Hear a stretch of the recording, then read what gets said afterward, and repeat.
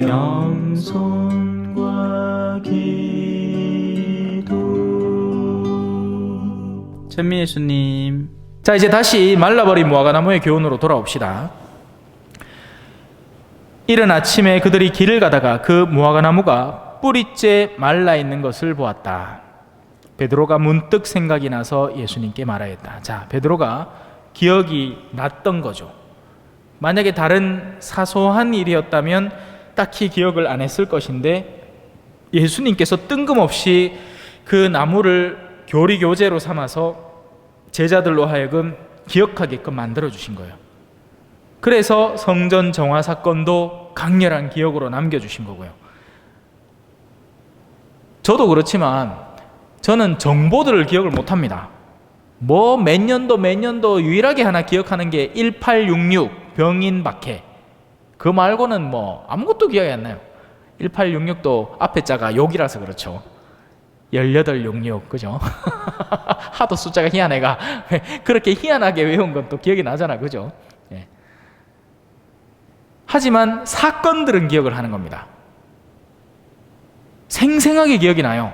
어릴 적에 제가 엄마가 저 뒷베란다에 있고 빨래를 하고 있는데, 내가 그 어린 마음에 엄마 찾는다고, 지금 내 복돌이가 항상 내 쫓아다니는 것만 키로 엄마 따라다닌다고 그거 가는데, 그 앞에 엄마가 빨래 쌓는다고 이따만한 양동이 큰 거에다가 물을 벌벌 끓여 갖고 그 안에 빨래를 삶고 있었는 거예요. 가스레인지 밑에다가 깔아놓고, 쪼매난 거 있잖아요, 부스타 깔아놓고. 그래, 내 그 어린 몸에 그걸 옮긴다고 옮기다가 어쩌겠어요, 와락 쏟아는 게라. 그 뜨거운 물이 발등에 쏟아지가 여 화상을 막 오만상 입었네 이쪽에. 그 또 기억이 나는 건 뭐냐면, 그때 당시에 민간요법이 뭐였냐면 화상에는 도장밥을 바르라고 이모가, 큰 이모가 가르쳐 줬는 거예요. 그래가 병원 갔다 와서 붕대 풀고 그거다 도장밥을 치득치득 발랐네. 안 덧났으니까 다행이지, 않겠으면 발목 잘랐을 기라, 그죠? 도장밥이 무슨 소독이 돼 있나. 근데 그 촉촉하다고 그걸 발랐는 거예요. 딘장 바른 기지 뭐. 그래가 한참을 그래 그 흉터가 남아있다가 시간이 지나니까 이제 다시 피부가 형성되고 하더라고요. 그런 체험들 어떻게 있겠습니까? 어린 시절에 제가 신평 아파트에 살았는데 그 앞이 논이었거든요. 그러니까 온갖 야생 동물들이 놀이터에 막 들어오는 거예요. 그 중에는 뱀도 들어왔어요. 수유 아저씨가 그 뱀을 깍 때려잡았는 게야. 머리가 틱 터졌어. 그런데 어린 마음에 저는 그 뱀이 신기하다고, 재밌다고, 겁도 없었어. 그 뱀을 목에다 치덕 끌고 집에 들어갔는 게예요. 어떻겠어? 난리 났지. 이걸 어디 집에 걸고 들어오냐고. 그런 기억을 어떻게 있습니까? 그죠? 충격적인 사건이잖아요. 어릴 때부터 빌랐어요. 보통 넘었다 카이기네. 지금 많이 참고 있는 기라.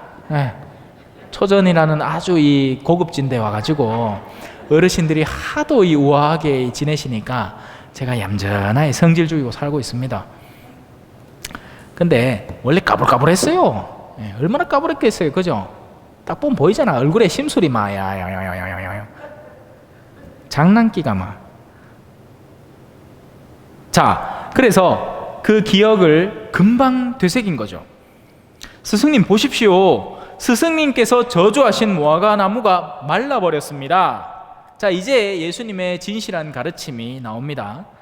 내가 진실로 너희에게 말한다. 누구든지 하느님을 믿어라부터 시작을 해요. 하느님을 믿어라. 믿음을 가져라. 보이지 않는 영역에 확증을 가져라. 보이지 않는 분이 우리를 이미 감싸고 있다는 그 철통 같은 보호를 믿어라. 너희의 능력은 미약하지만 물고기 2마리와 빵 5개로 5,000명을 먹이시는 분의 힘을 믿어라. 우리는 나약하고 부족하고 모자라는 건 우리가 잘 인지하고 있지만 그분이 우리를 감싸고 그분이 우리를 도와주실 것을 믿어라. 그게 믿음이잖아요, 그죠? 그게 믿음 생활을 시작하고 난 뒤에 갖게 되는 어떤 내적인 확신인 거예요. 그 전까지는 존재하지 않던, 그 전까지는 내가 벌어서 내가 어떻게든지 헤쳐야 나가야 되는 길인 겁니다. 그러니 더욱더 자식들이나 어떤 유대관계, 친구, 인맥 이런 것들에 더 집착할 수밖에 없는 거고요. 하지만 하느님이라는 든든한 백을 갖고 나면요, 나는 홀로 고립돼서 살더라도 괜찮은 거예요. 물론 뭐 일부러 막 나 혼자 지나치게 모든 걸 다 끊고 살면 안 되겠지만, 친구들이 자기들끼리 논다고 나를 좀 안 찾아준다고 섭섭해할 이유도 별로 없는 거예요. 오히려 땡큐하지. 왜? 하느님과 함께할 시간이 늘어나잖아. 그런 거 느껴보신 적 없습니까? 저는 제가 신학생 때만 하더라도 소외되는 걸 싫어했어요. 나만 빼놓고 노는 거 싫어. 나도 같이 깨어 놀아야 돼. 그래가 먹지도 못하는 술을 같이 가 먹고, 같이 어블리가 놀러 댕기면 가기 싫은 등산을 나도 가고 그랬다 한께네. 다행히 체력은 있어갖고 감당을 해냈으니까 다행이지. 근데 그런 거 하기 싫었어요. 근데 혼자 있는 게 싫어서. 근데 지금은 어떤지 아세요?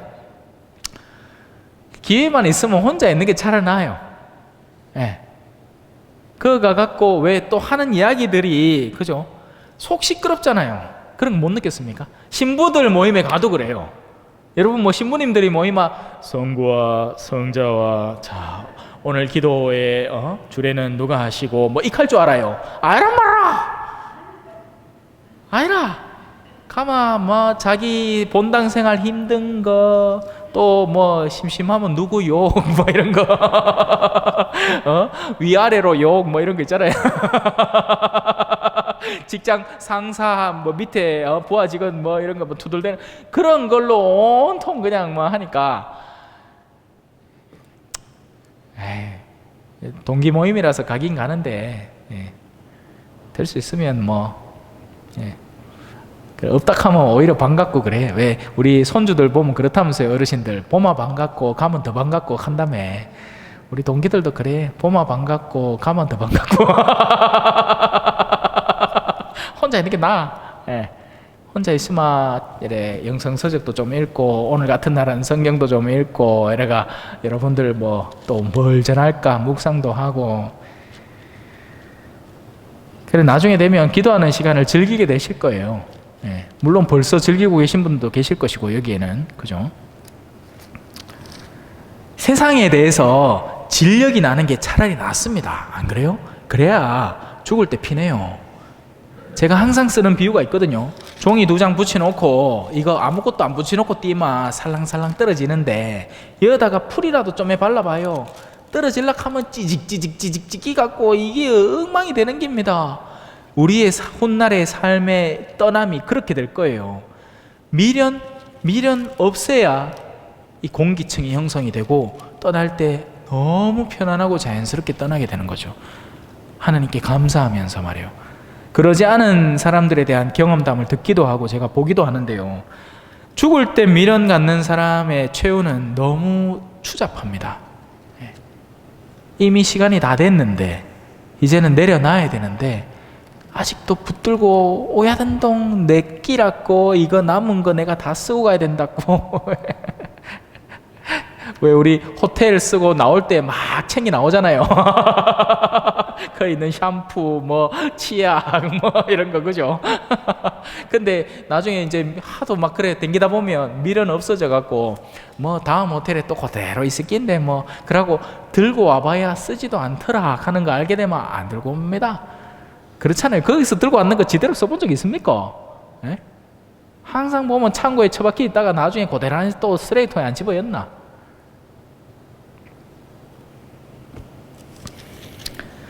자, 하느님을 믿어라. 내가 진실로 너희에게 말한다. 누구든지 이 산더러 들려서 저 바다에 빠져라 하면서 마음속으로 의심하지 않고 자기가 말한 대로 이루어진다고 믿으면 그대로 될 것이다. 캐놓고는 우리는 뭘 연상하느냐면 오야만 저 산을 한번 옮겨볼까. 어릴 때 왜 그런 거 안 해봤습니까? 저는 자주 했거든요. 어릴 때 풀밭에 딱 누워갖고 하늘에 구름 보면서 영영영영영영영영 하면 저 구름 가운데 구멍이 뽕 생길 끼야. 한타도 막 초능력 텔레파시 뭐 이런 얘기 들어가 나가 영영영영영 하고 있다 할기네. 그치 한참 유리겔라가 그죠? 뭐 숟가락 구부러뜨리고 막 캐사 있기네. 그런 거 신기한 거 보고 와서는 영영영영영 하고 있다 할기네. 되나? 안 되지. 와, 방향을 잘못 잡은 거예요. 바다라는 건 말이죠, 절대로 퍼도 퍼지지 않는 거대한 물의 양을 말하는 거고, 산이라는 건 아무리 깎아도 깎이지 않는 거대한 집합체를 말하는 겁니다. 진짜 바다와 진짜 산은요, 인간이 가진 바늘 하나도 들어가지 않는 의지란 말이에요. 그만한 산이 없고 그만한 바다가 없는 겁니다. 그런데 우리가 진짜 믿으면서 그런 산을 옮기고자 한다면 하느님의 능력이 우리를 도와주신단 말이에요. 믿음 안에서 하면, 복음을 전하겠다라는 목적으로 한다면, 이 초전이라는 동네가 그죠? 뭐 다방 많고 휴게실 많고 요 앞에 재밌더라. 한쪽에는 참외 다방 적혀있고, 그 옆에 또 금방 바꿨는 거에는 참외 휴게실 적혀있고, 그 위에 새로 된 간판에는 참 휴게실 적혀있고, 참 커피숍이가 뭐 하여튼 역사가 고스란히 담겨 있대요. 이 주변에 그 많은 그런 영역 속에서 수많은 사람들이 우리 성당 차대놓고 나 부끄러운 줄도 모르고 그를 들락거리고 앉았는데, 믿는 마음으로 정말 이 동네에 복음을 전해봐야 되겠다라는 그 실천을 조금이나마 한다면 뭔가 바뀌어도 바뀌는 거죠. 정말 안 바뀔 것 같은 이 사람은 정말 도박꾼에다가 술주정꾼에다가 온갖 악습이란 악습은 다 갖고 있던 사람인데, 그 사람이 성당에 나올지 누가 압니까? 그게 산을 옮기는 거죠. 그냥 멀쩡히 있는 산 옮길 생각하지 말고 인도에는 실제 그런 사람도 있었다죠. 그죠? 자기 마누라가 아픈데 병원에 가야 되는데 직통길이 없는 거예요. 산을 가로질러 가면 얼마 안 되는 거리인데 산이 가로막혀 있으니까 돌아가다가 죽어보는 기라. 그래, 그 사람이 그날로부터 산을 조금씩 파기 시작해서 혼자. 그래가 22년을 파가지고 실제 산에다가 길을 냈어요. 그렇게 해도 되지만 그렇게 하라는 얘기가, 우리가 무슨 산 옮기고 금오산 옮기고 이래가 뭐 하겠노? 그죠? 무슨 군부대도 아니고. 복음의 열정 속에서 믿음을 가지고 믿는 마음으로 우리가 지향하는 아름다운 목적을 갖고 있으면, 처음에는 산같이 느껴지는 불가항력적인 어떤 일이라도, 바다같이 여겨지는 거대하고 가득 차 있는 어둠이라 할지라도 훗날에는 그것이 원래의 자리로 돌아오게 된다는 겁니다. 그러므로 내가 너희에게 말한다. 너희가 기도하며 청하는 것이 무엇이든 그것을 이미 받은 줄로 믿어라. 하느님은 영원한 분이잖아요. 이게 또 재밌는 부분입니다. 하느님은 영원 안에서 일하세요. 그래서 내가 처음에 발언을 한 그 기도의 목적을 내가 죽고 나서 손주 때에 이루어주기도 해요.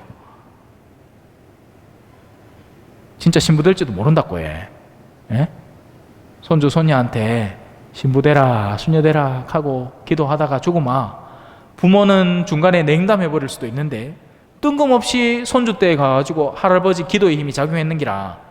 그래가 이 사람한테 뒤늦게 어떤 귀인이 나타나는 겁니다.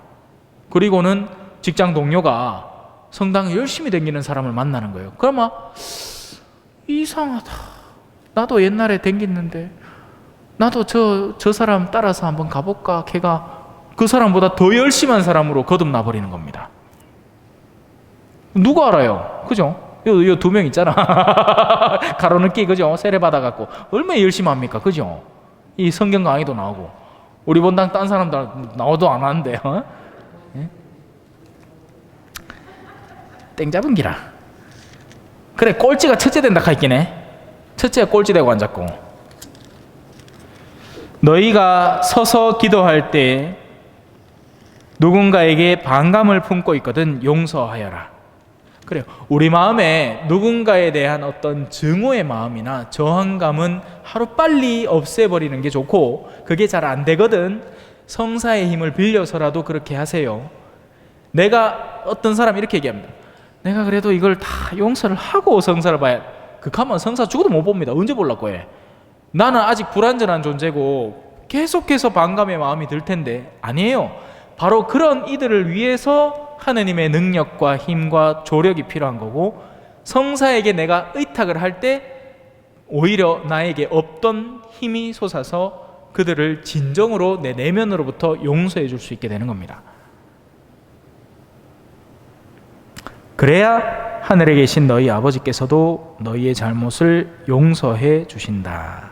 이렇게 해서 26절까지 마무리를 하겠습니다.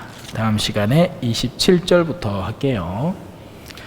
뭐 혹시 질문이나 궁금한 점, 신앙생활 하시면서 하면 다른 분들은 질문 아무도 안 하고, 저는 항상 이제 우리 또 요셉 형제님한테 한번 기대를 걸어봅니다.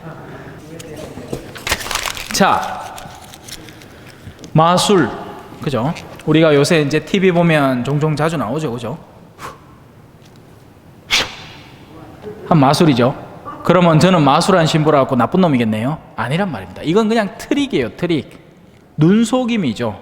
그래서 이 마술을 이야기하는 게 아니에요. 이거는 엔터테인먼트고 사람의 마음을 즐겁게 해주는 그냥 하나의 재밌는 놀이 문화입니다. 그래서 마술을 보면서 지나치게 걱정하실 필요는 없어요. 그냥 재밌게 보면 돼요.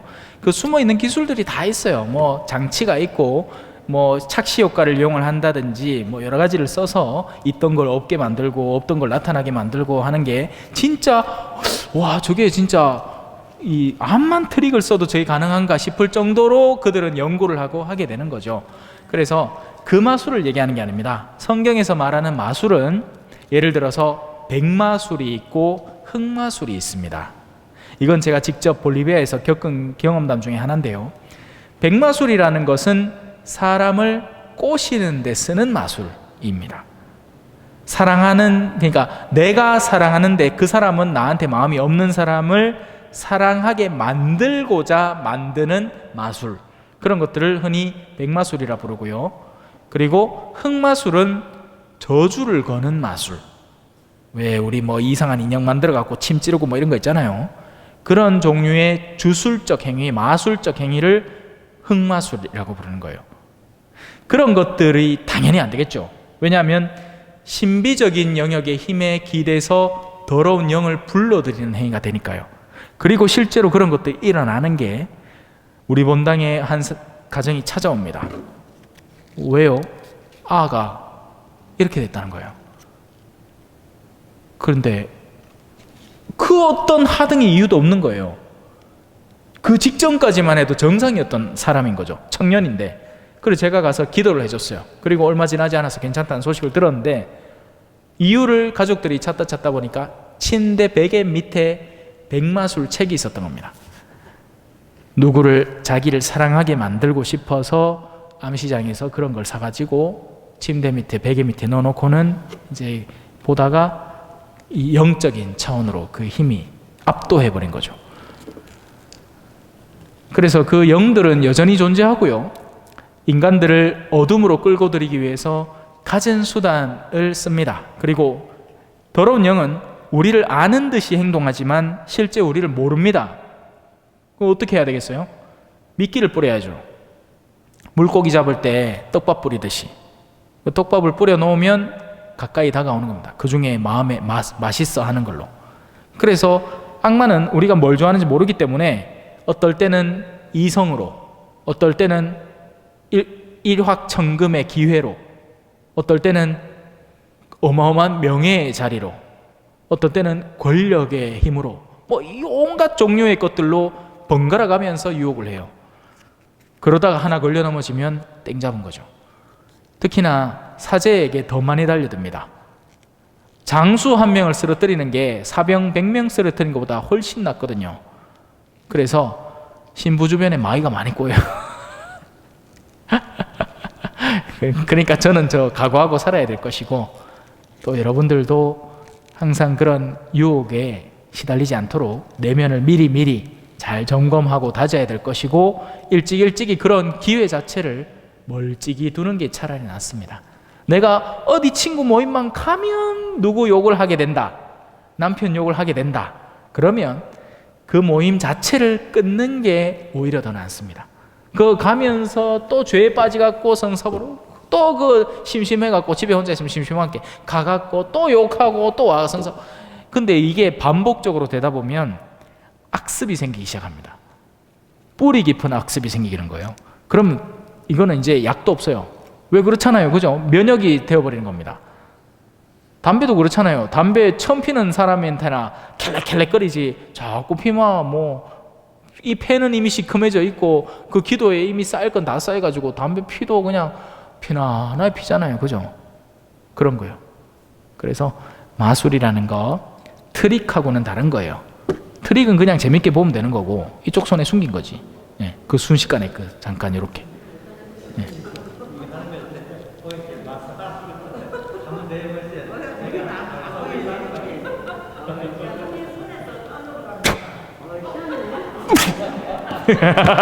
자, 마무리하도록 하겠습니다. 성부와 성자와 성령의 이름으로 아멘. 영광이 성부와 성자와 성령께 처음과 같이 이제와 항상 영원히 아멘. 성부와 성자와 성령의 이름으로 아멘. 감사합니다. 찬미 예수님, 겸손과 기도.